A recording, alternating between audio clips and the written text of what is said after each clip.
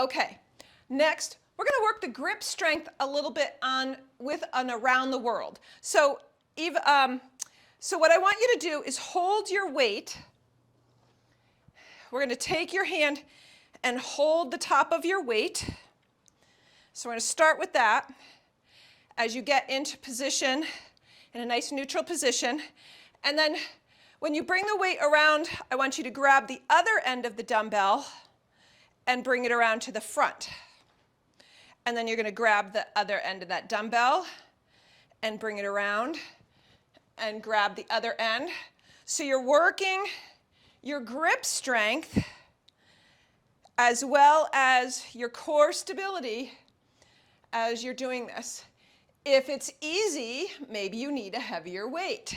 So I've got a 10-pounder working because of the grip on my left thumb has quite a bit of arthritis in it. And then reverse direction. See how that goes. And again, it should be a little hard to grip. If it's not, again, maybe you need a little bit heavier weight. Nice. All right. Now, if you have a small kettlebell, I want you to grab it. If you don't worry. I'm going to give you something to work on. But if you do, so I have a small 10-pound kettlebell, this cute little thing. If you have a small kettlebell, I want you to hold it up here, 90 degrees, and then you're just going to go back and forth a little bit. You're going to just let it go forward and back, or you can turn it in and out. Now you're going to do the same thing if you don't have a kettlebell. You're going to hold a weight. This is going to be quite light, and you're going to hold the end of it, and then you're going to go back and forth, kind of front and back, and then you're going to do a little bit of side to side, maybe add a little rotation. So the kettlebell is a little harder, but you can still do this with a small weight. And then let's switch hands. So again, if you've got a kettlebell, you're going to flip it up and hold it steady, and then go a little back and forth. And if you don't have a kettlebell, you're going to do the same thing, holding the end of a dumbbell, so that you work a little bit of grip, a little bit of wrist stability. This is good for any wrist strengthening, and then release down.